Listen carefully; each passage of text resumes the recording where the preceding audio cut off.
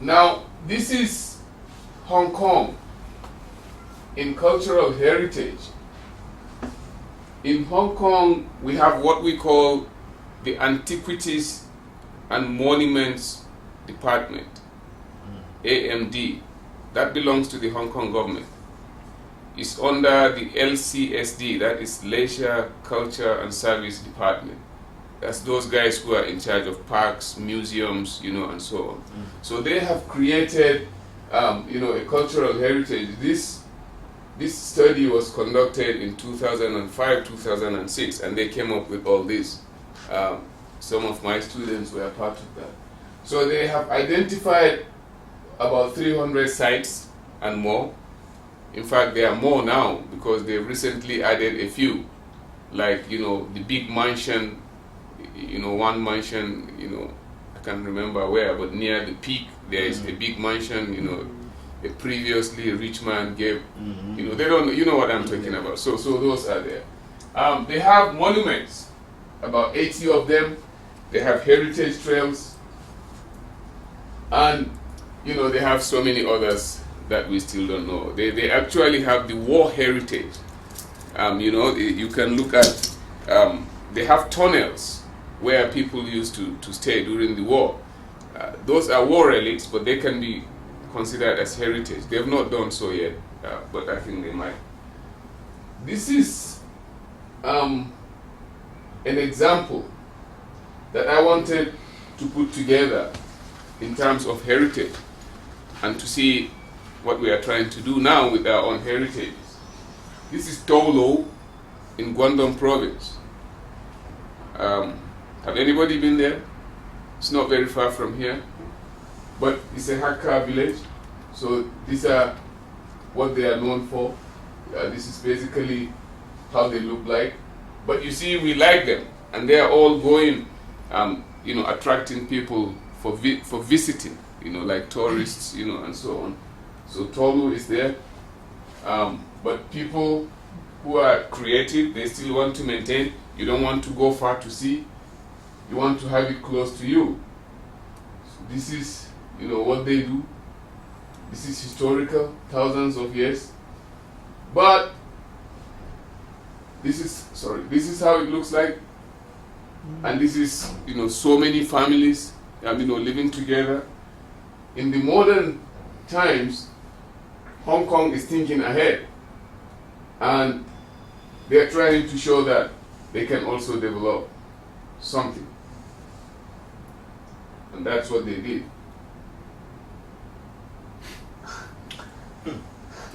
Looks the same, right? So you know where this is? That looks really early. Huh? This is in Kowloon. If you come out from Festival Walk, that's the building you'll be looking at. Right. Yeah, it's a productivity council. So this is my photo, but the other one is the students' photo. When they came back, I said, oh, we also have this in Hong Kong. So they had that. And there is also another one. I think this one is kind of similar, if you like.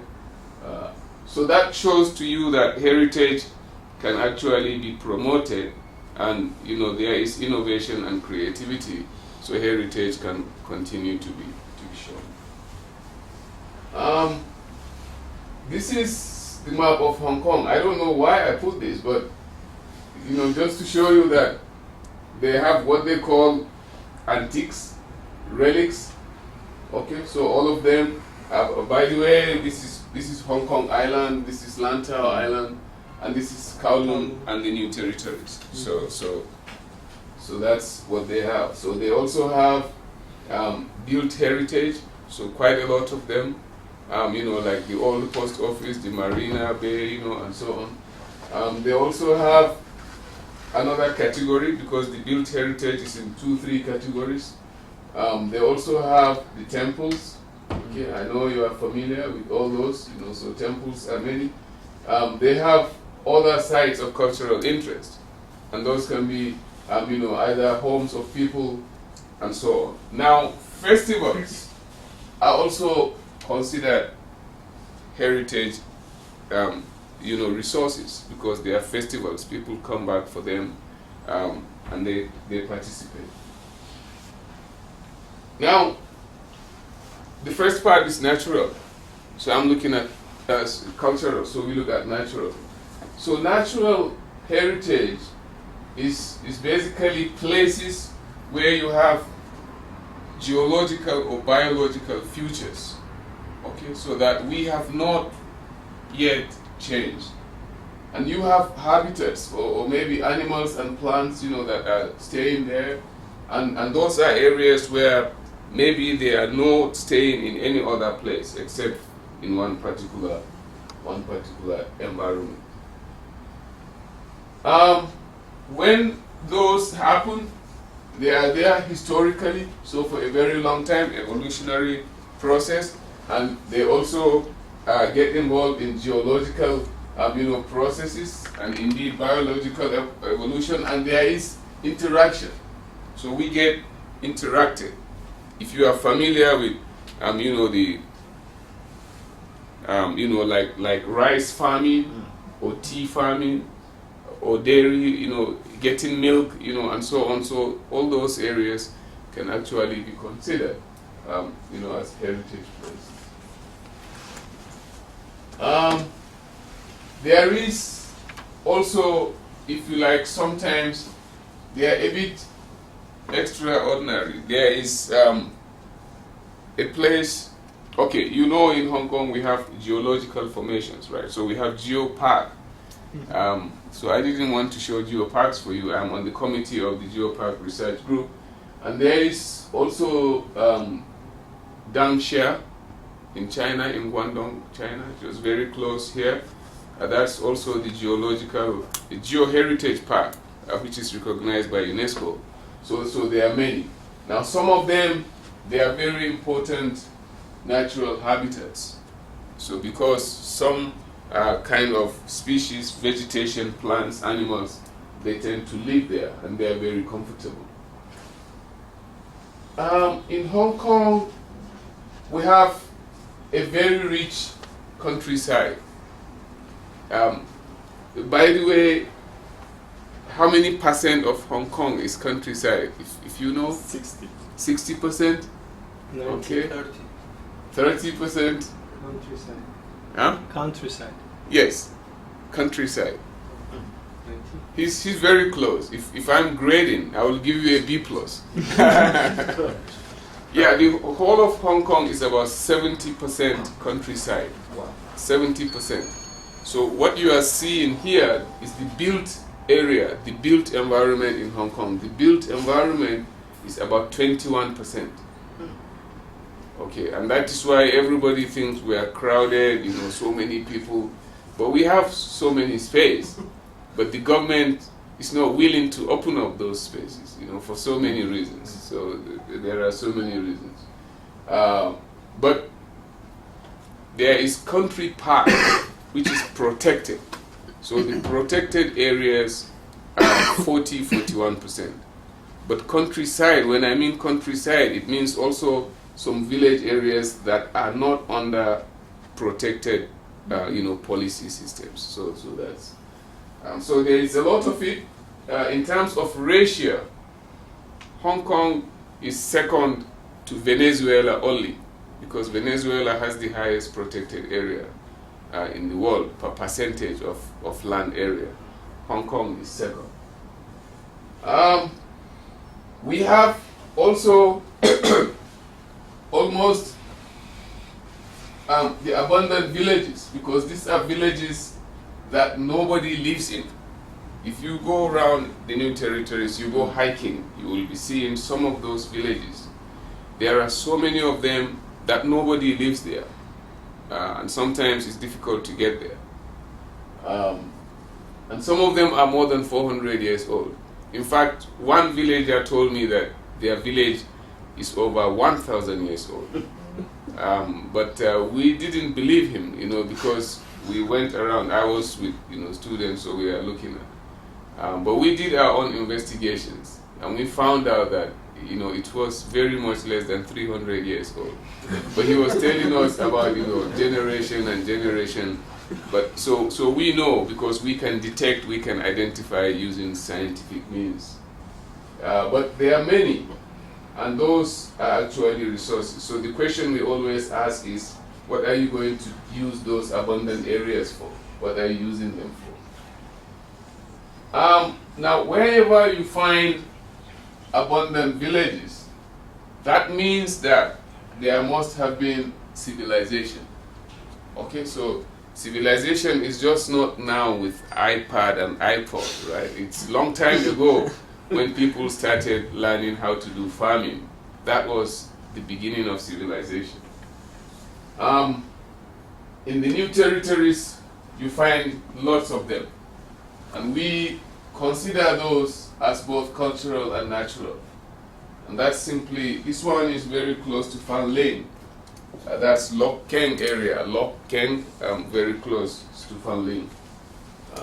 Well, those are my photos, and they don't look beautiful, right?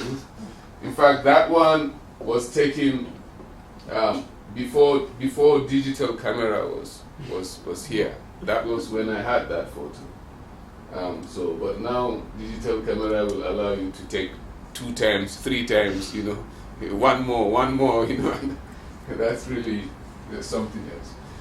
Okay, now in those areas, we consider that as the feng shui vegetation. Okay, so we consider that as feng shui vegetation, and that comes from oral history, because the locals tell you that those vegetation and their settlement is there because of feng shui principles. And we started to question why feng shui. I showed you the first photo of the feng shui master. I don't think he probably thinks that is part of his feng shui, if he didn't do it himself, because that's how he makes his living. But then feng shui, in that sense, has a testimony to a cultural tradition. Okay, so we find out why feng shui in the beginning. And I will explain a little bit with my little knowledge of feng shui. This is normally what comes out of a feng shui phenomena. This is the one. So that simply means that you, by the way, I identified feng shui as,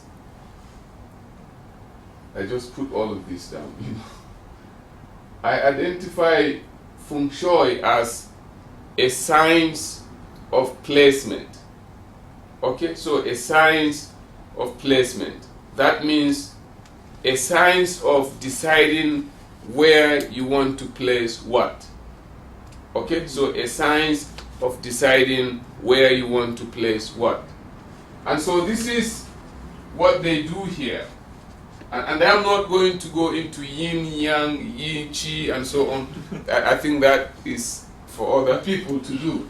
But what they have is they have a settlement that tends to prevent wind, okay, and tends to use a lot of water.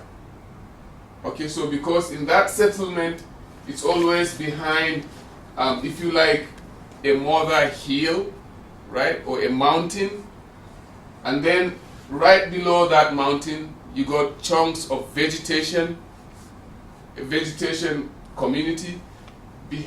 Below the vegetation community, you now have your settlement, houses that are built. In front of that, you have the field, the open courtyard, and in front of that, you basically have some running water. Sometimes it's water standing in one place. And there are so many. I can take you to almost 20 villages in Hong Kong that have the same type of settlement. And when you go into South China, I mean from Guangdong province down here in the Pearl River Delta, you find lots of those. So this is, with all the numbers, they have different meaning in the Chinese mythology. So they have the dragon, they have the tortoise, they have the lion, they have the tiger, all of them within one particular area. But we are not going into that. Now this is a philosophy that tends to allow the whole society to live in harmony with the environment. So they maximize the use of any environmental aspect. And I argue that this is probably one of the oldest environmental conservation phenomena that we are seeing now. So we call it the science of geomancy, and that is simply bringing in wind, and water together. And it goes beyond life, because now they are also looking for a place, when you die and they want to bury you, you take away the feng shui, So one of the best has already been taken by Li Ka-shing. Yeah. You know where it is? Huh? I don't know. On the peak? Yeah, I think so. No, peak is not a good feng shui. It's right away off Tolo Harbor. If you are going from Taipo Market train station and you are heading towards what we call the Patsing Lane Country Park. So it's facing the South China Sea, Tolo Harbor. So that's where we were told it's official, it's not speculation, he's taking it. So this is one of those villages. This is actually in around Lan Kam Road. That's from Taipo going to Yulong, if you are going along that street. But what I want to show here is our argument follows the Earth Summit in 1992. In 1992, there was the Environmental Summit in Rio de Janeiro. And that was where you had about 158 presidents, prime ministers, and heads of government coming together to discuss the common issue of our environment. And so people were supposed to think along that line. So at that time, they said indigenous people, that is local people, they have a role in environmental management. Okay, so we are now recognizing that long time ago, like feng shui people who are designing where to live, where to farm, what to do, they have a role to play in maintaining, their local environment. So we thought that was a good start. And so feng shui has what we call the capacity to be harmonious between environment, and man. Okay, so between environment and man. But I think it's also between environment and women, right? So because in many countries, women are much more active in the environment than actually men. So the same is true with China and other places. So I try to finish up by, I have introduced the concept, I have mentioned cultural heritage, I have mentioned natural heritage, so I try to put them together, to the end. This is a place in East Africa, and they rally around, the trees, and that tree is like a heritage.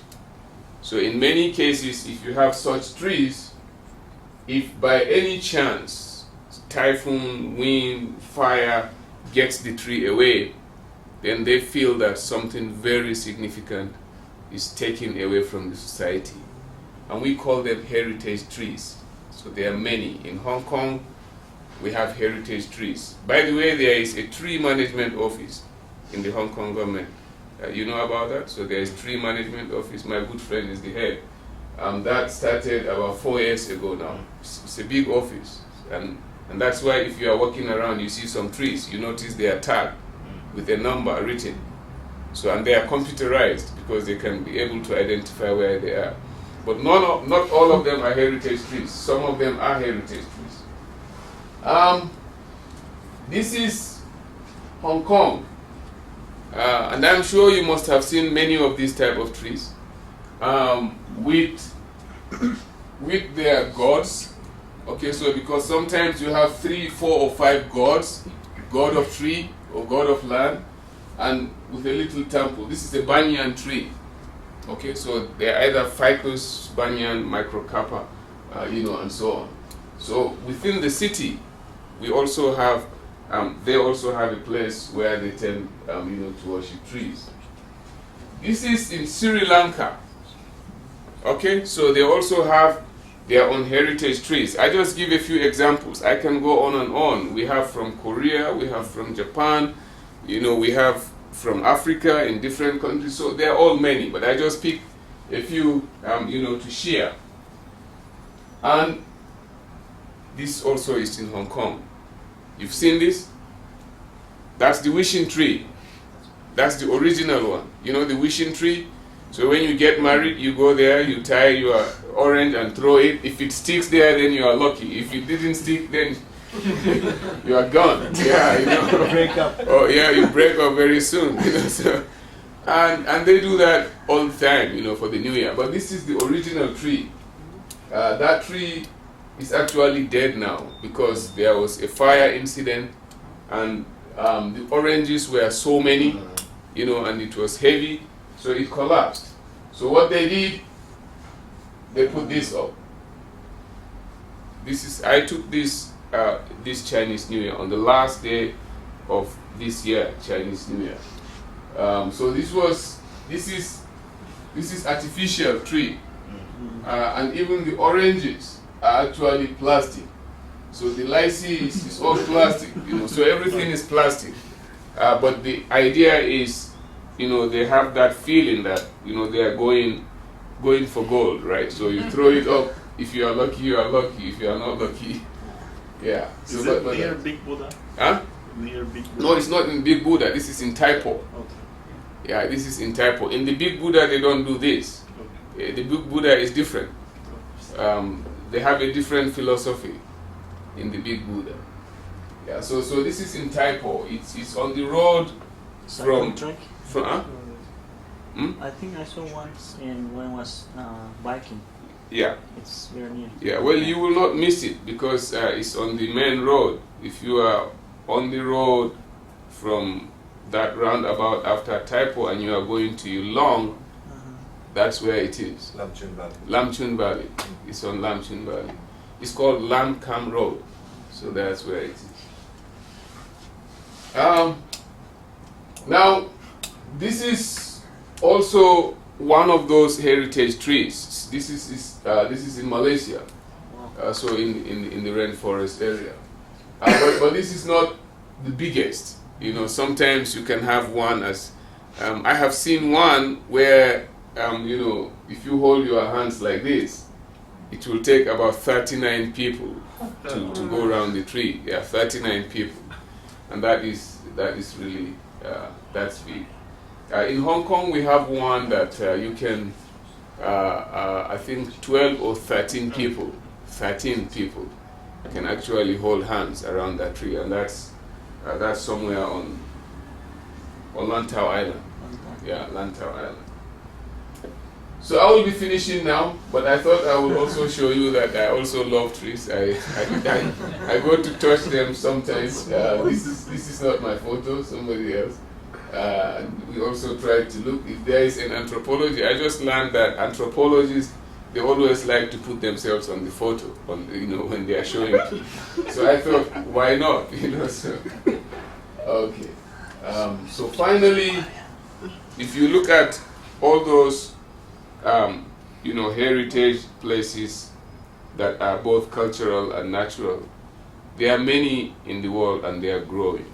And I got this out again from IUCN. IUCN is the International Union for the Conservation of Nature. So they bring this out and they show you how it has been growing. So in terms of areas where they want to protect, in terms of areas where they have heritage concern, so they keep growing, in terms of numbers. Now we have almost 18,000 of those areas. I forgot the size, but the size is that if you put the whole size of our protected areas together, they are bigger than Germany, Canada, and the US put together. If you put those countries together in one place, our protected areas, are bigger than all of those. In terms of map, this is where they are. They are all located, in so many different areas. I think Turkey is somewhere here, right? Somewhere To the south? No. right. To the where? Oh. It's Well, I'm Between hungry. three So. continents. No, we call it the bridge, right? Yeah. It's a bridge. Like Istanbul is the bridge between East and the West, so with all that. Yeah, but so that's fine. So this is where. Is that Greenland? That's almost all red, no? Yeah. Why is that? Greenland has a huge area because they have a policy of protection. So they tend to have a massive area that must be distorted. They have a massive area of about 49 to 50 something percent in terms of coverage of protection. So that's Greenland. Yeah. Historical or natural? Both. Iceland. Yeah, it's cultural and natural. Yeah, both. Okay. This is how I end this, and I will be very happy, to answer questions, from everybody if there are those questions. By the way, this is myself and my students. We still do this, and students are always excited. So if you see students, and this place is really in Hong Kong. So there are places you will go in Hong Kong, you will never believe that you are not in the rainforest. And that's how we spend our life doing. But thank you for listening, and I'm happy to answer any questions.